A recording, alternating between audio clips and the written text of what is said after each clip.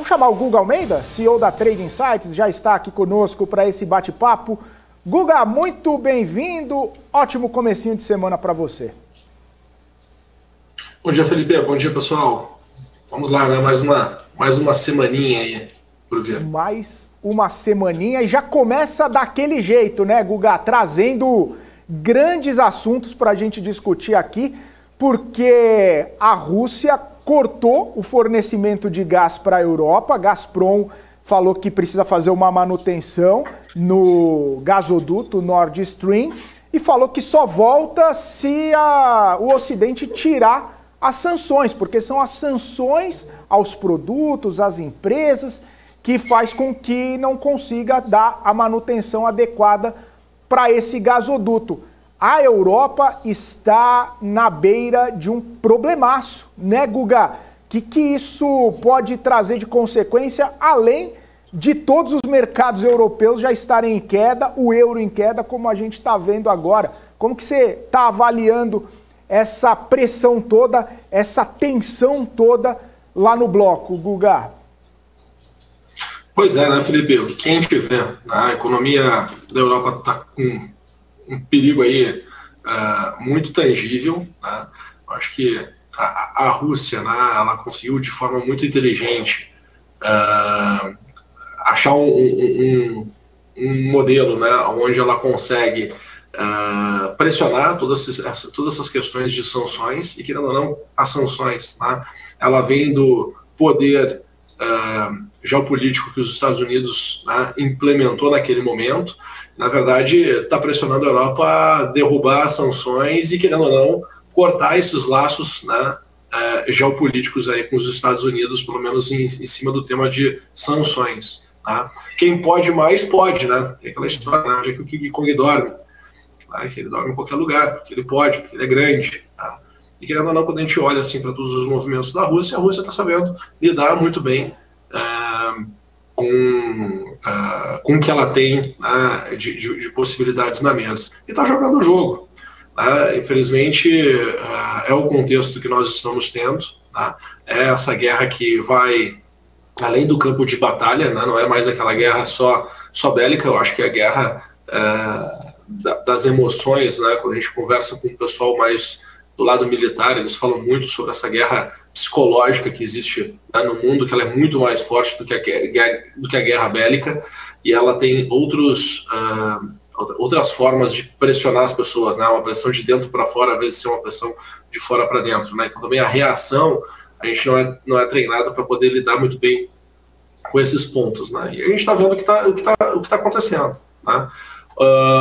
Isso também, né, faz com que as transações, né, em cima das commodities russas, elas comecem a caminhar por caminho, comecem a percorrer, né, por caminhos alternativos. A gente vai ver aí mais e mais transações sendo feitas não mais na moeda norte-americana, mas em outra moeda, né, com algum outro país se beneficiando da intermediação. Né? Então acaba que vamos ter intermediários nessas transações, então tem espaço aí para uma Índia continuar fazendo o que ela vem fazendo. Então, tem muitas coisas que acontecem, né, Felipe, nos bastidores, que a gente não consegue ter clareza, pelo menos agora no D0, quando a gente está tomando posição no mercado financeiro. O que a gente tem que entender é que existem alternativas, obviamente. Tá? Acho que assim, vai-se ter uma pressão, vai-se ter... acho que essas questões das sanções, elas vão ficar em xeque, né, e vão ficar muito em xeque, e isso vai gerar vários conflitos ali, acredito eu, entre Europa e Estados Unidos, porque, poxa, baixa a guarda, não baixa a guarda, tem que abrir, não tem que abrir, né, vai fortalecer outros caminhos também para utilizar o dinheiro, principalmente chinês, para essas transações. Então, veremos aí, estamos vendo, né, um momento onde todas as peças do tabuleiro estão sendo reorganizadas.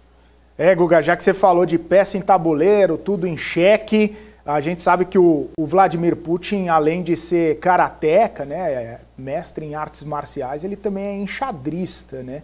E ele está colocando as peças, está fazendo os movimentos, está a poucos passos de um checkmate aí, né? Esse negócio do gás subiu só hoje 30% lá na Europa, bastante forte. deixar Europa sem gás num inverno é complicado. E tem mais, né? A gente tem visto grandes protestos em vários países lá na Europa, o pessoal falando, negocia com a Rússia, porque não dá para a gente ter conta de energia elétrica subindo 1000% em um ano, não dá para a gente pagar esse absurdo, comércio fechando. Ou seja, essa inflação está trazendo consequências drásticas para a economia do bloco também, né? E aí o Putin, mexendo suas pecinhas lá no tabuleiro, está prestes a dar um checkmate.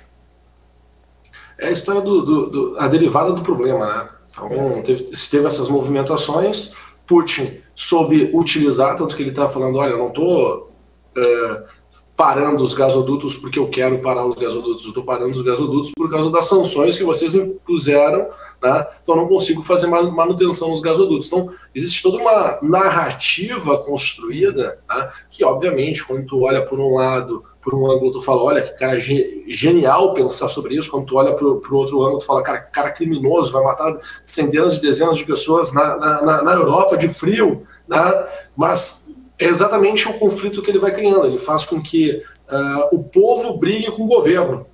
Começa a ver esses protestos vão ganhando cada vez mais força e atraem pessoas que são cada vez mais nervosas, né? E isso vai se tornando, vai virando uma bola de neve que vai quebrando várias amarras de confiança. Né? Para mim, querendo ou não, tudo parte de uma questão de confiança. Né? São os laços que vai tendo e vão se rompendo esses laços. Então, esses laços em relação às sanções começam a se romper, poxa, daqui a pouco vão começar a olhar, isso aqui foi uma decisão dos americanos, esses americanos, né, poxa, são complicados, são complexos, é difícil, né, vamos quebrar os laços com os americanos porque a gente precisa sobreviver. Então, tem muita coisa que vai acontecendo que não tem como, assim, estudando, né, na biblioteca da faculdade que tu vai aprender sobre o que vai acontecer em relação aqui, né, sobre o que vai acontecer em relação a tudo isso que está acontecendo. Né, não tem como saber quais serão de fato as derivadas do problema. Pode ter um cheiro, um rastro, tudo mais, que eu aposto. Né, eu aposto que em algum momento se resolve. Não pelo caminho mais óbvio, porque está sendo construído um novo caminho para que isso vá se resolver. E muitas vezes não é o caminho que a gente mais goste ou que a gente mais queira. Né? Provavelmente vai ter toda uma mudança aí do status quo, da forma como as coisas são. Né? Acho que está muito enérgico tudo isso para simplesmente se solucionar e voltar para o mundo como era antes. Né? Isso vai ter toda uma dança de novo, né? Toda uma dança das cadeiras. Né? Vai ter lá o The Game of Thrones, né? Vai mudando lá todos os quem manda em quem é mais forte e tudo mais. Então vai ter toda essa transformação, né? Tem que aceitar meio que isso, Felipe. Mas leva tempo também, tá? Vai levar um tempo. Ô Guga, e aí, olhando aqui para Brasil, né? Essa semana tem feriado nos Estados Unidos hoje, tem feriado 7 de setembro na quarta-feira, agenda um pouco esvaziada, o dado econômico importante aqui no Brasil só sexta-feira, que é o IPCA. Hoje a gente já vê o Focus trazendo um arrefecimento aí mais uma vez para a inflação.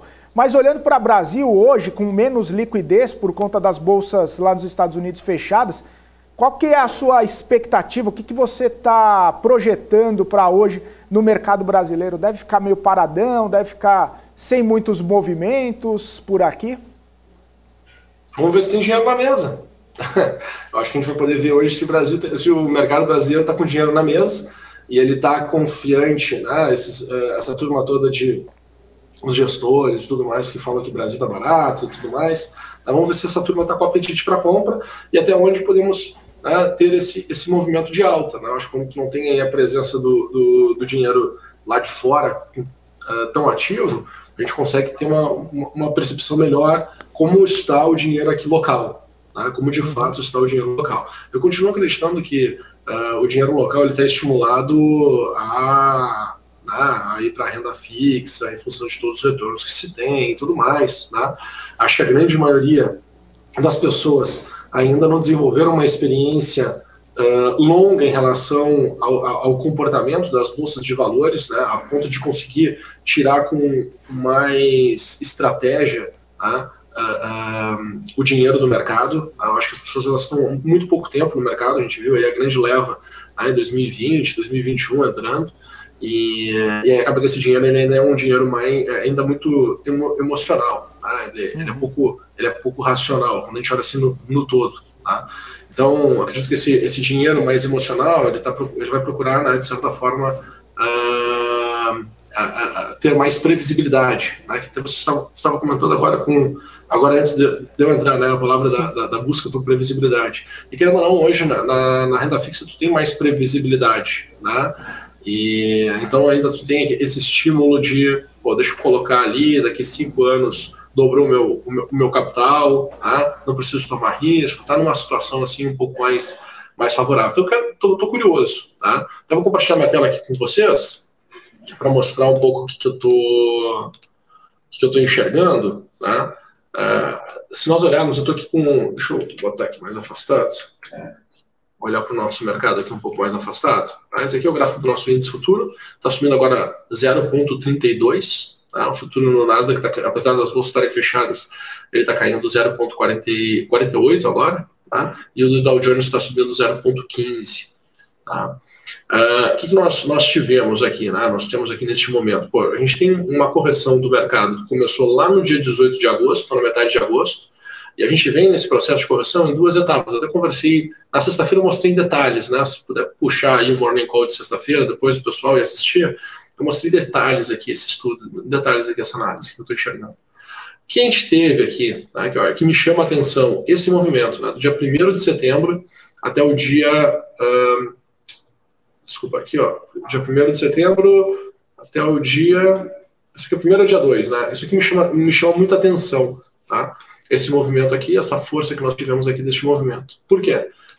Porque me traz, novamente, uma sensação de que a gente pode buscar patamares mais elevados, né? Patamares que seriam buscar os 118.500 e, quem sabe, até 124 mil pontos. Tá? Eu fico me perguntando, por que a gente faria esse tipo de movimento agora no período pré-eleições? Né? Eu acho que esse é um grande ponto de interrogação, e também com todo esse temor que a gente tem na Europa, todo esse problema que a gente tem também de elevação de juros ainda nos Estados Unidos, que vai fazer com que, né, você tenha aí uma movimentação de precificação dos ativos, né, de precificação dos ativos que tende a jogar eles mais para baixo. Então não consigo enxergar por que a gente poderia ir para lá. Tá? Mas essa pode ser o efeito surpresa, né? Se de fato a gente tiver esse tipo de movimento, seria, né, para essa direção que consigo enxergar que o mercado possa ir.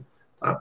Nesse momento, nessa fotografia, no momento que nós estamos agora, nessa abertura do mercado, o que nós estamos vivenciando aqui? Tá? No curtíssimo prazo, aqui, nos movimentos intradiários, começou na sexta-feira, na parte da tarde, né, às 2 horas da tarde.